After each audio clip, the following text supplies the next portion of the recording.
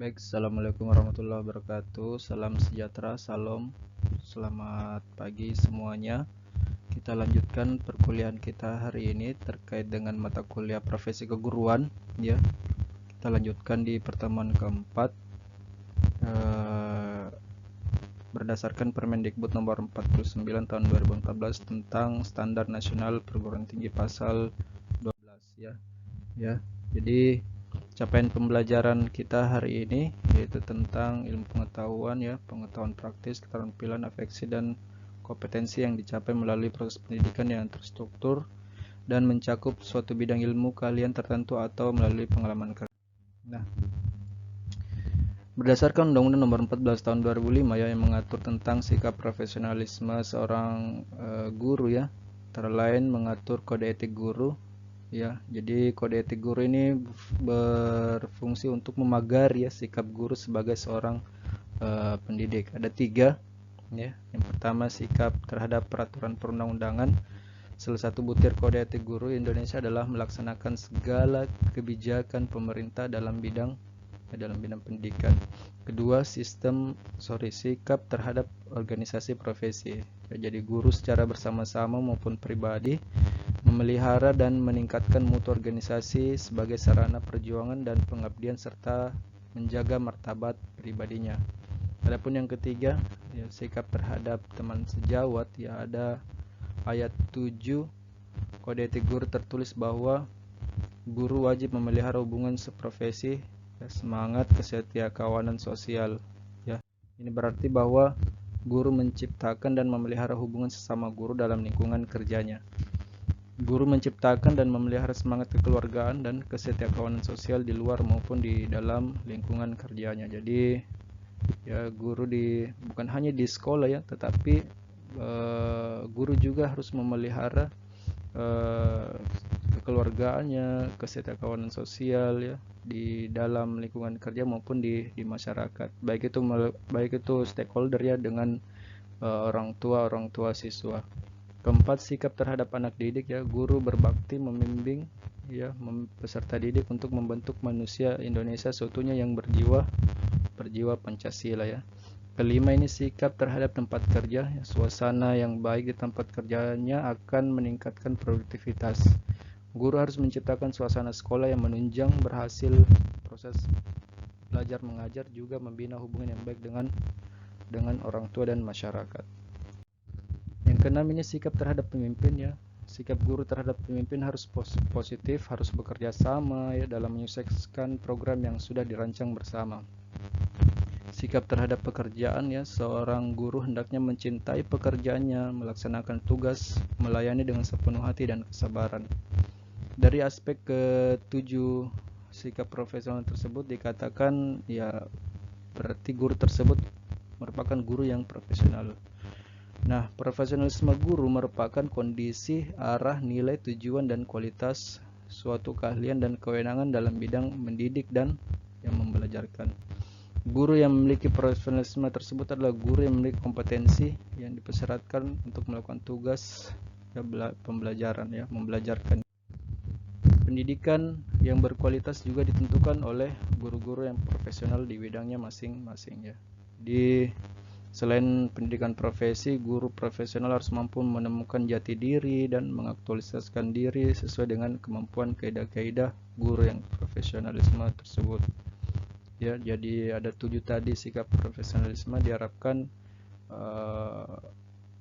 guru yang berprofesi guru ya di kelas bisa sesuai dengan bidangnya masing-masing, itu bisa mengaktualisasikan ya, menerapkan sikap-sikap profesionalisme sebagai seorang guru. Nah, terdapat ada 6 asumsi yang melandasi pentingnya profesionalisme dalam pendidikan dan pembelajaran. Yang pertama ini bahwa subjek pendidikan adalah manusia yang memiliki kemauan ya, pengetahuan, emosi dan perasaan dapat dikembangkan sesuai dengan potensinya. Pendidikan harus dilandasi oleh nilai-nilai kemanusiaan yang menghargai ya, martabat manusia. Jadi ada poin nilai-nilai kemanusiaan yang menghargai ya. Jadi ini landasan mengapa profesionalisme dalam pendidikan dan pembelajaran ya. Yang kedua, ada pendidikan dilakukan secara intensional ya, yaitu secara sadar bertujuan, maka pendidikan menjadi normatif yang diikat oleh norma-norma baik secara universal, nasional maupun lokal yang merupakan pendidik dan pengelola pendidikan. Yang ketiga ini terkait dengan teori-teori pendidikan dan pembelajaran merupakan jawaban kerangka hipotesis ya dalam menjawab masalah pendidikan. Keempat, ada pendidikan bertolak dari asumsi pokok tentang manusia mempunyai potensi yang baik untuk berkembang, sehingga pendidikan adalah usaha yang baik untuk mengembangkan potensi-potensi unggul. Yang kelima, ya inti pendidikan terjadi dalam prosesnya. Jadi situasi di mana terjadi dialog ya antara pendidik dengan peserta didik dengan pendidik yang memungkinkan peserta didik tumbuh ke arah yang sesuai dengan misi yang dikehendaki oleh pendidik ya, secara selaras dengan nilai-nilai yang dijunjung tinggi oleh masyarakat.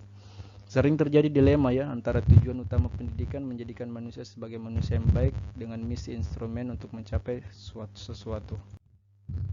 Sejalan dengan 6 asumsi tersebut, maka sikap profesional sangat mengedepankan kompetensi ya, PP nomor 19 tahun 2005 pasal 10 ayat 1 yang menyatakan 17 kompetensi pendidik sebagai agen pembelajaran pada jenjang PAUD ya, mulai dari PAUD, SD, pendidikan dasar, menengah, dan yang meliputi kompetensi pedagogi, kepribadian, profesional dan sosial. Ini ada 4 ya kompetensi seorang pendidik.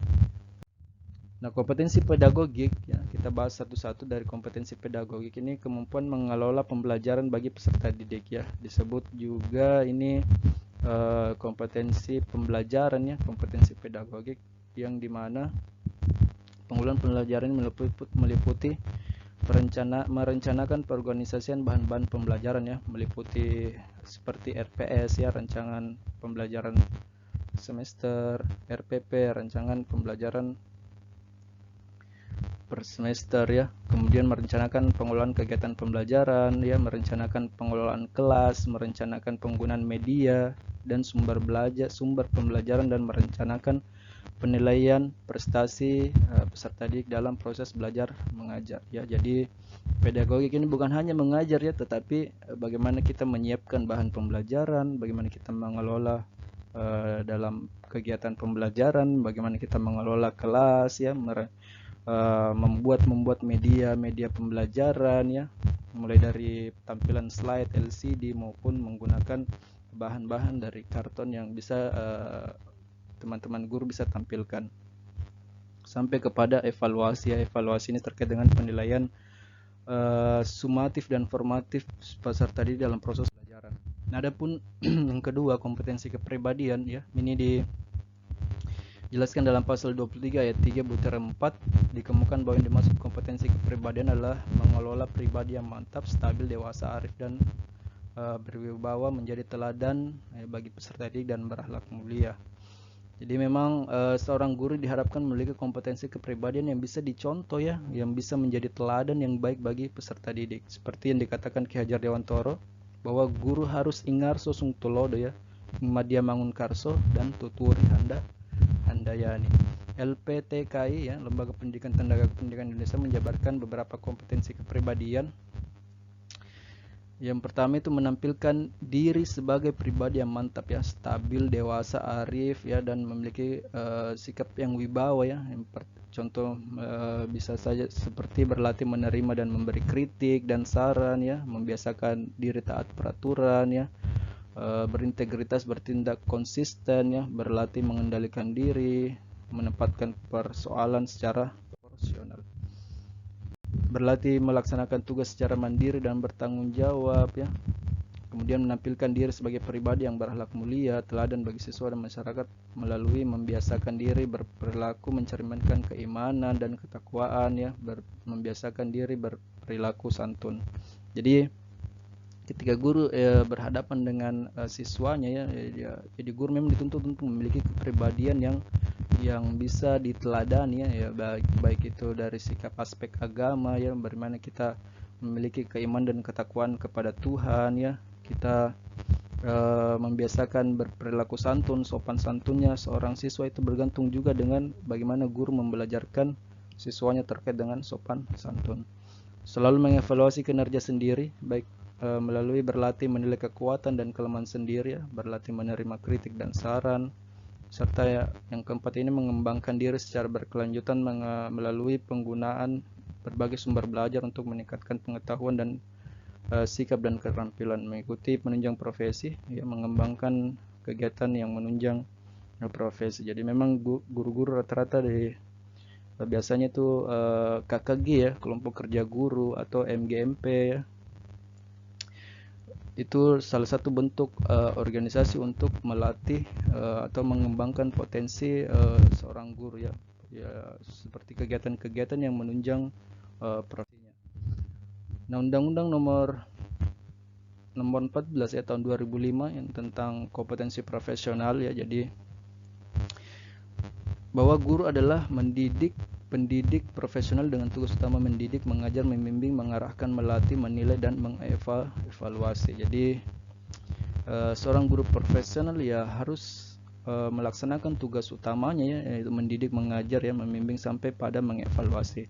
Sebagai seorang guru profesional ya harus memiliki kompetensi keguruan yang cukup ya, bukan hanya aspek mengajar ya, bukan aspek mendidik, tetapi lebih luas lagi jangkauannya, yaitu membimbing, mengarahkan sampai mengevaluasi. Nah, kompetensi guru tampak pada kemampuan ya menerapkan sejumlah konsep asas kerja sebagai guru, mampu mendemonstrasikan sejumlah strategi pembelajaran yang menarik dan interaktif, disiplin ya, jujur dan konsisten. Ada banyak macam strategi pembelajarannya, baik yang sekarang mungkin yang berbasis proyek ya, dengan dimana ini berdiferensiasi ya, dimana pusat pembelajaran itu bukan lagi guru ya, tetapi lebih kepada siswa. Nah, kompetensi ini dibuktikan dengan mengerti dan dapat menerapkan landasan kependidikan ya, baik filosofis, psikologis, dan sosiologis. Dua, mengerti dan dapat menerapkan teori belajar sesuai taraf perkembangan siswa, mampu menangani ya siswa bidang studi yang menjadi tanggung jawabnya. Yang keempat, menerapkan metode pembelajaran yang bervariasi. Nah, 5, mampu mengembangkan menggunakan alat media ya, sumber belajar yang relevan ya.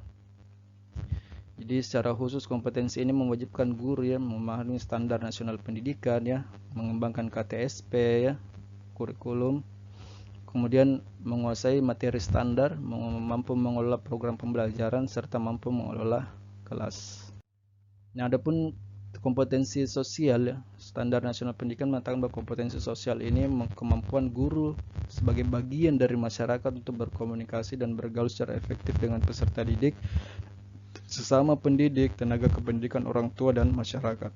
Guru sebagai bagian dari masyarakat ya, sekurang-kurangnya memiliki kompetensi untuk berkomunikasi secara lisan, tulisan, dan isyarat, menggunakan teknologi komunikasi dan informasi secara fungsional, bergaul secara efektif dengan peserta didik, sesama pendidik, tenaga kependidikan, orang tua, atau wali siswa.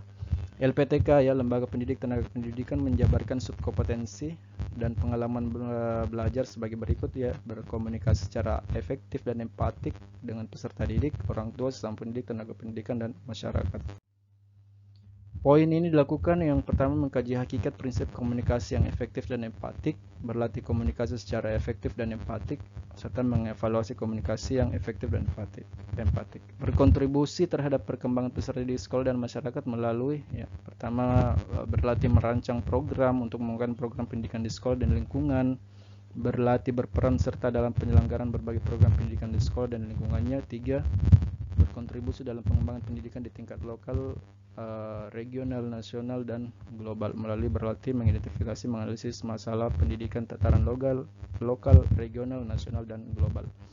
Ini biasanya salah satu program yang lagi ngetrend sekarang di sekolah, yaitu guru membuat market ya, bagaimana kemudian guru mengajari siswanya untuk berwirausaha ya, memasarkan karya atau dagangannya di depan kelas, kemudian kita mengundang masyarakat ya, itu kemampuan berinteraksi atau berkomunikasi seorang guru dengan masyarakat, salah satu bentuk kegiatan. Kemudian ada kompetensi kepribadian ya, di mana ini lagi-lagi guru dituntut untuk bisa memanfaatkan teknologi komunikasi dan informasi untuk berkomunikasi dan mengembangkan dirinya ya melalui perangkat ICT ya, berlatih mengoperasikan berbagai peralatan ICT untuk berkomunikasi dan mengembangkan kemampuan profesionalisme. Kompetensi sosial merupakan kemampuan guru untuk menyesuaikan diri ya pada tuntutan kerja pada saat melakukan tugas sebagai seorang guru. Teman-teman bisa lihat di Standar Nasional Pendidikan dan Undang-Undang Nomor 14 Tahun 2005 tentang guru dan dosen berkaitan dengan kompetensi-kompetensi yang harus dimiliki seorang guru ya.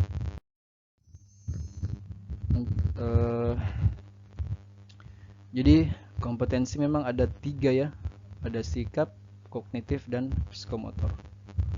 Ya, bagaimana menerima, merespon, ya, menghargai, ya, bertindak konsisten. Kognitif ini berkaitan dengan menganalisis ya, mengevaluasi, memahami, mengaplikasikan ya. Psikomotor ini berkaitan dengan menampilkan hasil dan mengevaluasi hasil ya. Nah, produk-produk LPTK ya, ini kalau kalau toko kue ya pasti produknya yaitu kue ya, kue ulang tahun. Sedangkan produk dari LPTK, Lembaga Pendidikan Tenaga Pendidikan, yaitu bagaimana menghasilkan lulusan-lulusan yang bermutu ya. Jadi ada wisudawan ya, wisudawan hasil alumni yang tentu berdampak besar kepada sebagai bagian investasi pendidikan ya untuk jangka panjang untuk memajukan suatu bangsa atau negara. Sedangkan dosen ya, dosen ini dituntut untuk harus netral ya untuk menghindari pengkotak-kotaan ya, kontak kepentingan dan diskriminasi pelayanan. Dua, profesional dan disiplin ya untuk menanggapi tuntutan masyarakat akan pelayanan yang baik dan tantangan globalisasi. Sejahtera ya sebagai salah satu prakondisi untuk meningkatkan profesionalisme guru. 4, akuntabel ya, yaitu yang bisa dipertanggungjawabkan. Mungkin itu